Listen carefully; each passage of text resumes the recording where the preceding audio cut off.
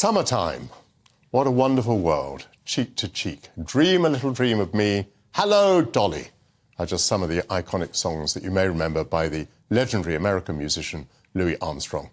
Over 50 years after his death, the American icon's only child, Sharon Preston-Folta, appears in the acclaimed PBS and Emmy-nominated documentary Little Satchmo. After living closely in the shadows of her father, Armstrong's secret daughter reveals a family and relationships that were kept entirely discreet.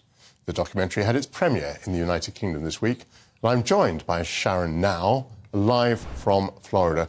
Thank you, Sharon. Thank you for joining us so early in the morning, your time. It's great to have you on GB News. Well, thank you, and I'm very happy to be here.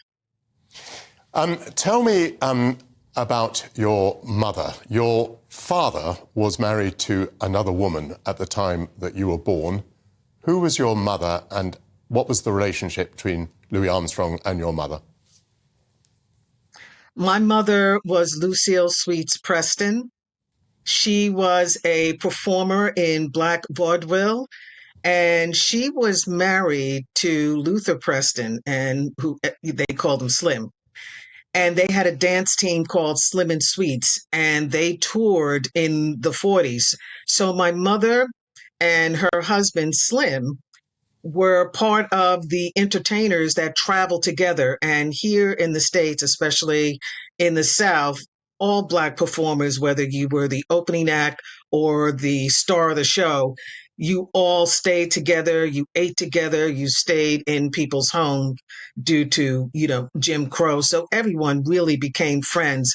So Mom and Sweets were friends with Louis and Lucille, Mom and Slim. And they performed with him and everybody just hung out. So that's how they got to know each other.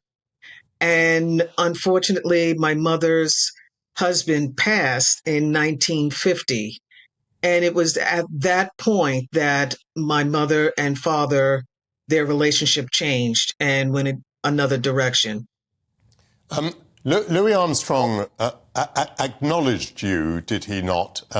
He was anxious to care for you. He was anxious about your welfare, and he made a commitment to your mother, including buying her a house, I think. Is that accurate? Yes, absolutely. From the time they started seeing each other, he supported her. He supported us financially through his life, and there was even money left for us after he passed for a short period. He was very generous. He bought us a home through his manager, Mr. Glazier, and we lived in Mount Vernon, and I had an upper middle class life. So I was very fortunate. My mother was a stay-at-home mom when that was, what was done in that day, and she was able to do it, and we had a home. So it was, there were great opportunities, but we just didn't see them a lot, of course. But And when Sharon, we did, it was really special. Oh, that's lovely. But Sharon, there was a moment, I think, when you realised that the relationships involved here were more complex than you've been led to believe. I mean, you didn't realise at first, of course, that Louis Armstrong was married to another woman, did you? I had no idea. All I knew was he was working, and I would see him because we watched him on TV. We saw articles in magazines. So even though he wasn't physically with us, he was present. I saw that he was working. And when I was, from the time I was a toddler to 7 years old until we moved to Mount Vernon, every summer we would travel with him on the bus in various places in the United States.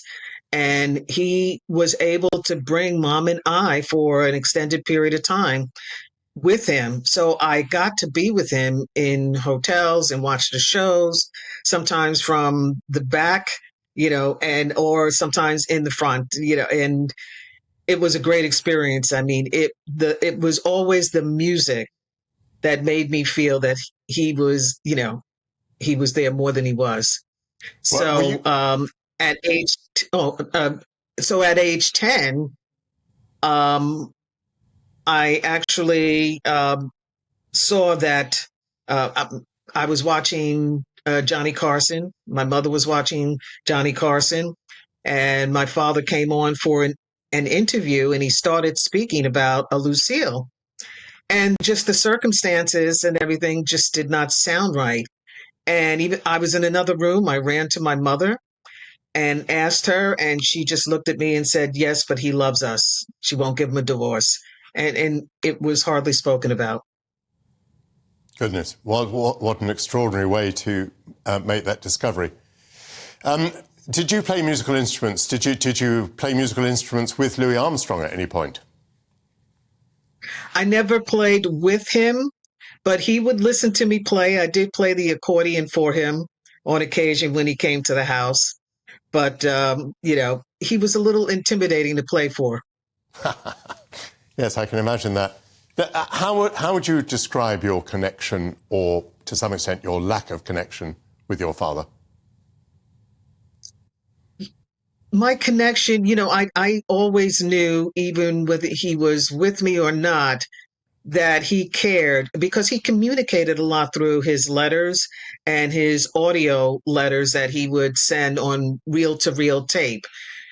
And when I was with him, it was always special. But, as I grew older, it just remained just more surfacey, But I would say that, we we shared a love and an excitement to see one another.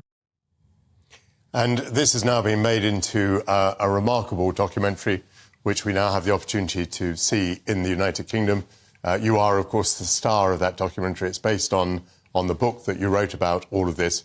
It's been a real privilege to have you on so early in the morning, your time. Thank you very much, Sharon Preston-Folta.